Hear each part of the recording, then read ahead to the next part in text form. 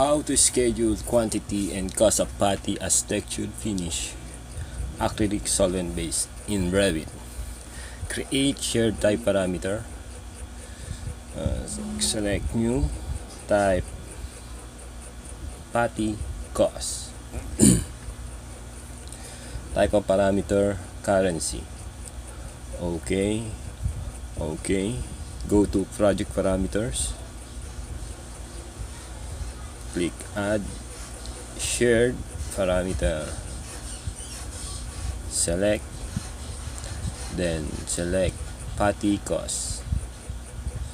Select type, group parameter under identity data, then select the walls.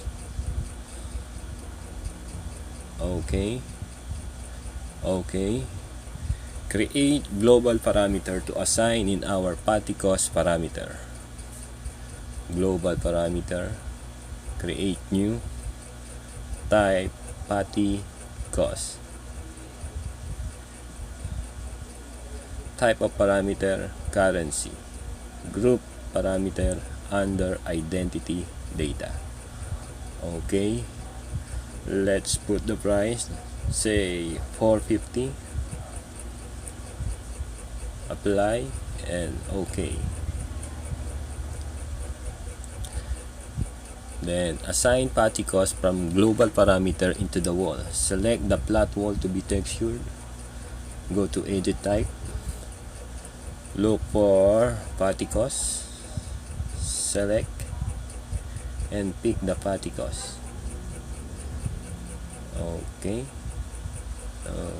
Apply. Okay. Select the semi-gloss wall to be textured. Go to edit type. Look for putty cost. Select and select the putty cost. Okay. Apply. Okay. Then select the gloss wall to be textured. Go to edit type. Look for putty cost. Select and select the putty cost. Okay. Then create schedule quantities for wall under schedule tab. Go to the view, schedule quantities, new construction, then select walls. Okay, insert type,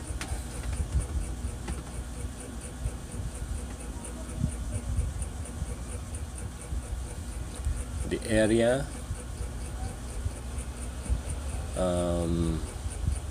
and putty cost. Okay, add calculated parameter and name it puttied area. Okay, add calculated parameter, type puttied area in square meter. Okay, for the formula, select area over 1, open and close parentheses,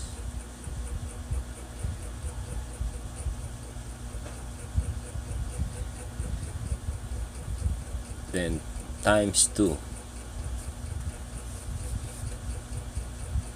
Okay, note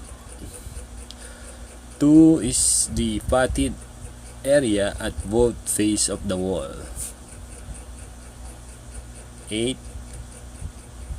add calculated parameter and name it putty quantity, and the unit is in gallons.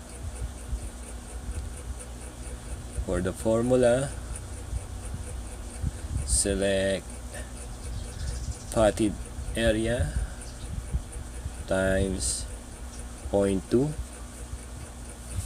open and close parentheses, times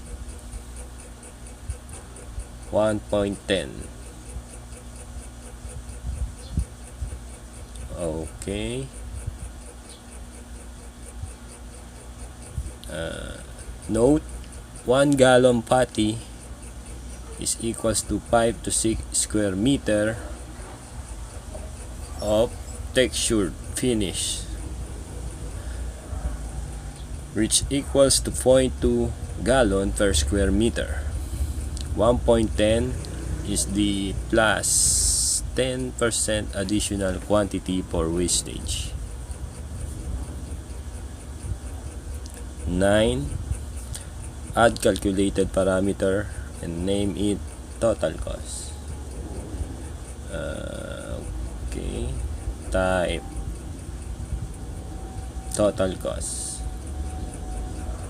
For the type, currency. For the formula, select putty quantity times putty cost. Okay.